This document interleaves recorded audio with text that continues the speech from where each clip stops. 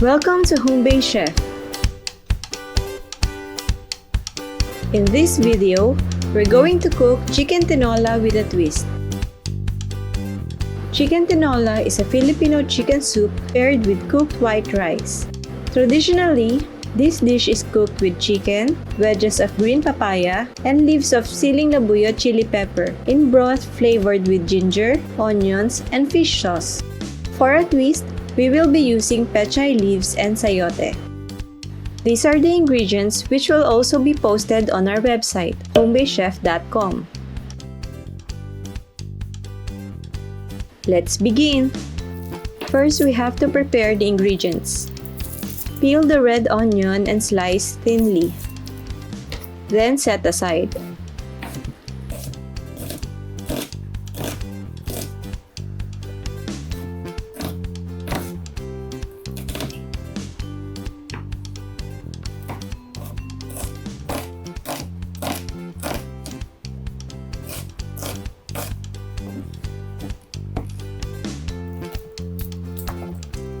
Peel the garlic and chop finely.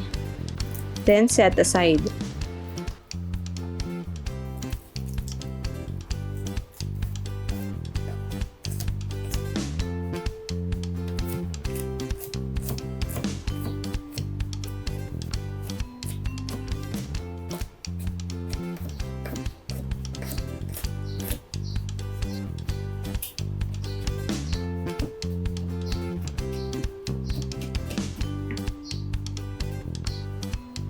Peel the ginger using a spoon or a peeler, slice thinly, and then set aside.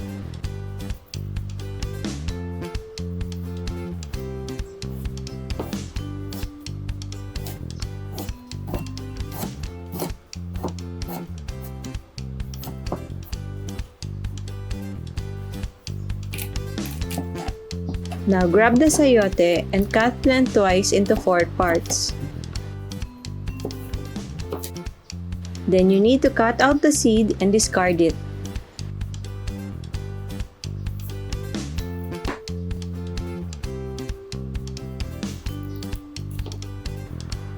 Then cut again lengthwise into sticks. Peel the skin using a peeler and discard afterwards. Cut each stick diagonally into 3 pieces. And then set aside.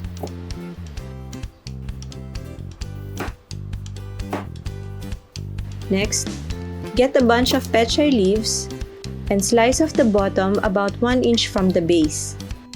Check each leaf for insects.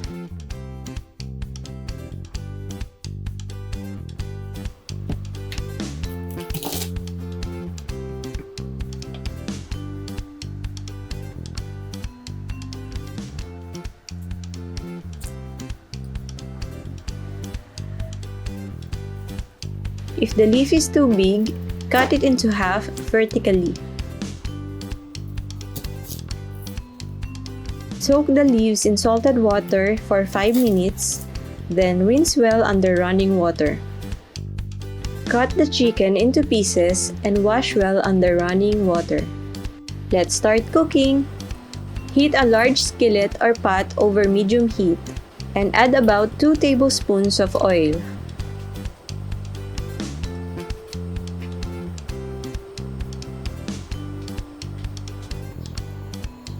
Add the ginger slices and saute for about a minute.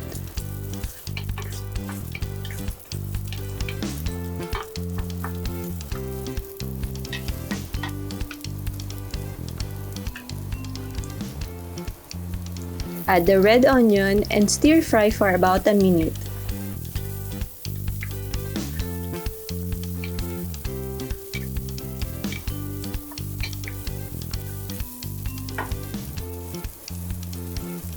Add the garlic and stir fry for about a minute until soft.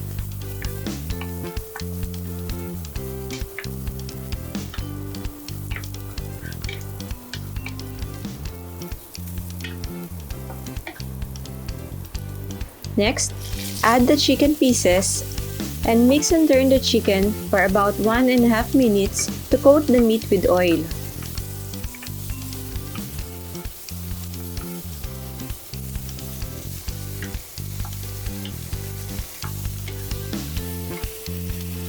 Now let's season it with 1 tablespoon of fish sauce, salt, and pepper.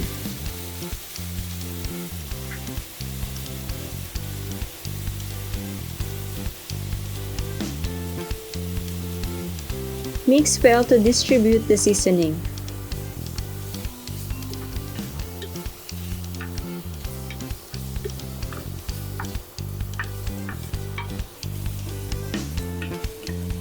After that, cover with lid and cook for 5 minutes.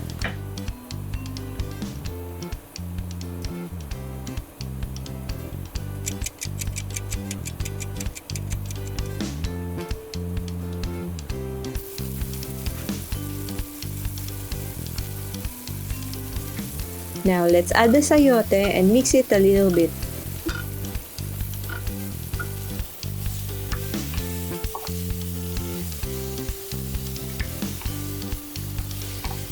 Cover again with lid and cook for another 5 minutes.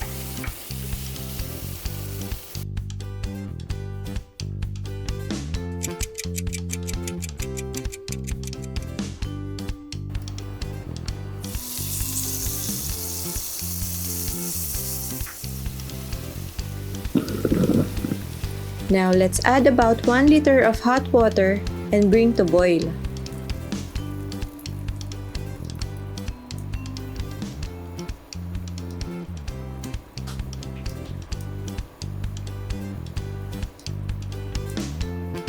Once it boils, lower the heat and simmer until the chicken and sayote are tender.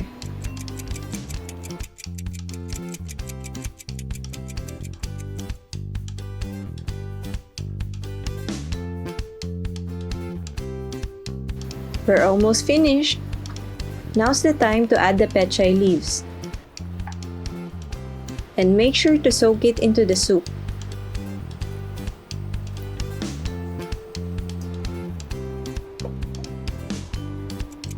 Cover with lid and simmer for 2 to 4 minutes until the pechay leaves are tender but crisp.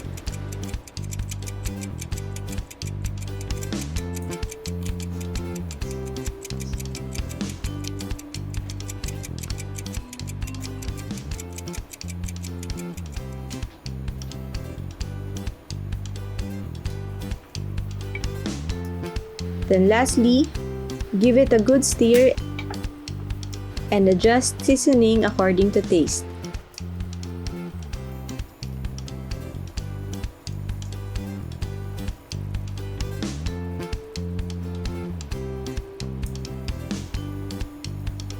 And now it's ready to serve.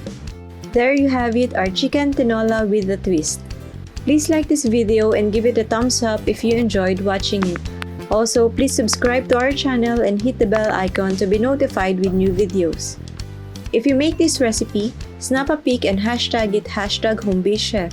We would love to see your creations on Facebook, Instagram, or Twitter, or let us know in the comment section below. See you on our next one. Bye!